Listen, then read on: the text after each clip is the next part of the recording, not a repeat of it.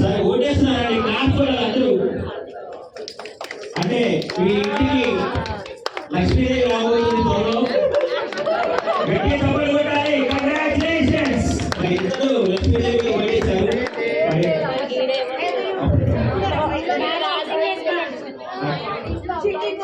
అట్లా కాదు, సిట్టింగ్ ఏం కాదు. వాళ్ళ ఒపీనియన్ వాళ్ళు తెలియజేశారు, మనం దాన్ని అంగీకరించాల్సిందే.